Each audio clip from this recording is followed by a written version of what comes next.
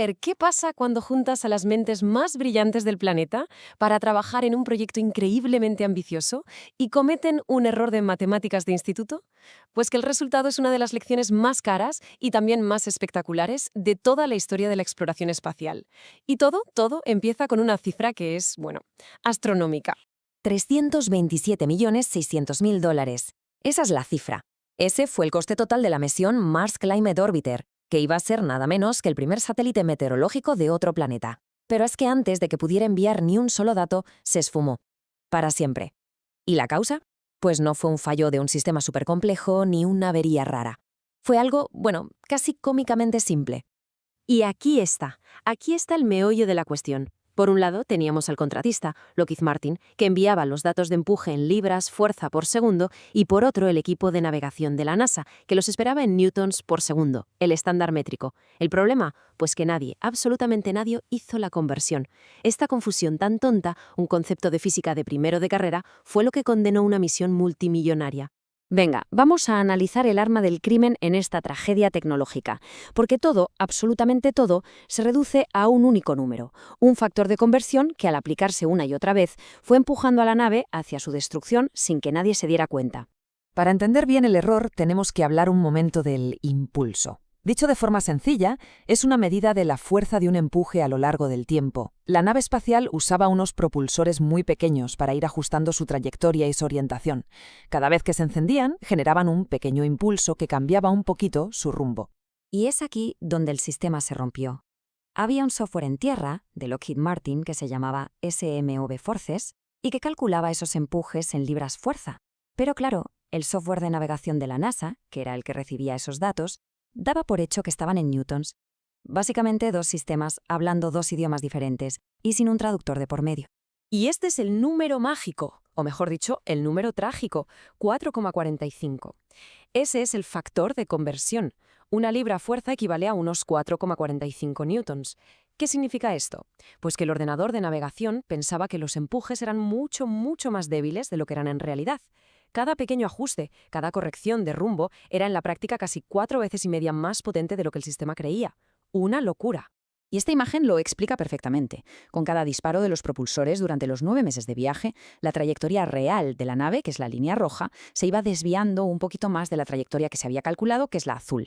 El error se fue acumulando, de forma silenciosa, invisible, hasta que la nave llegó a Marte unos 170 kilómetros más abajo de lo previsto. Entró demasiado profundo en la atmósfera y, claro, se desintegró.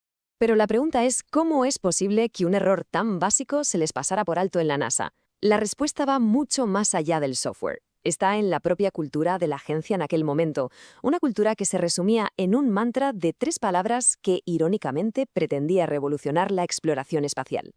Más rápido, mejor, más barato. Esta era la directriz del administrador de la NASA, Daniel Goldin. La idea era lanzar más misiones, más pequeñas y con presupuestos cerrados. Y oye, después del éxito de la Mars Pathfinder en el 97, parecía que la fórmula funcionaba.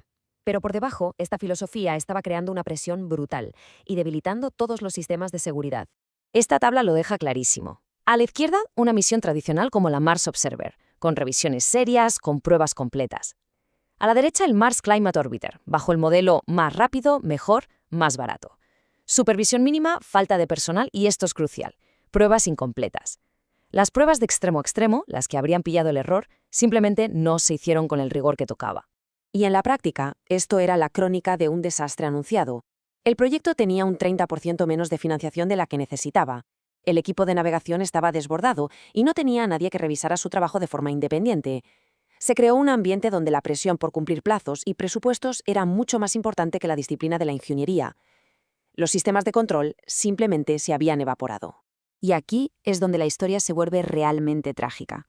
Porque el desastre no fue silencioso, no. Hubo señales de advertencia, hubo gente que se dio cuenta de que algo iba mal, pero sus voces se perdieron en un sistema que no estaba preparado para escuchar. Todo empieza con el propio diseño de la nave. Fijaos en ese panel solar tan grande.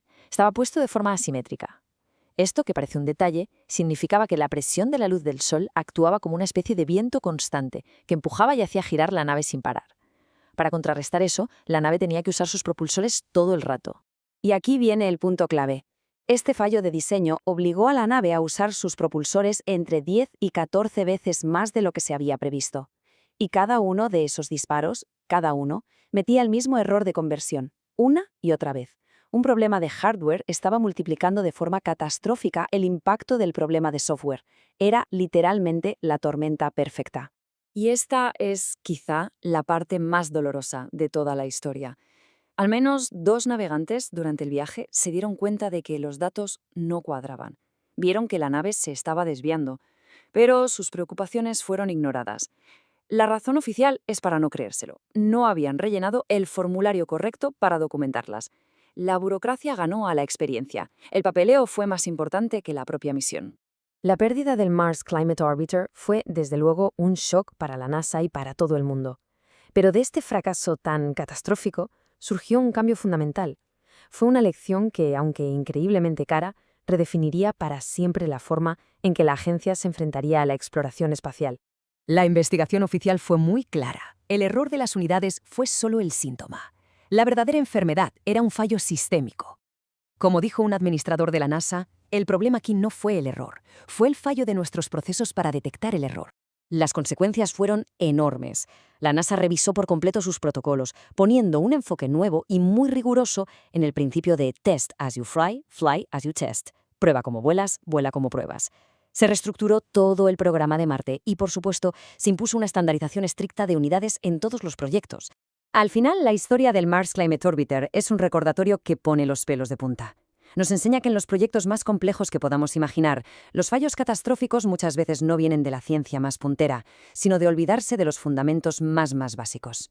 La pregunta que queda en el aire es, ¿cuál es el coste real de olvidar comprobar las cuentas más simples?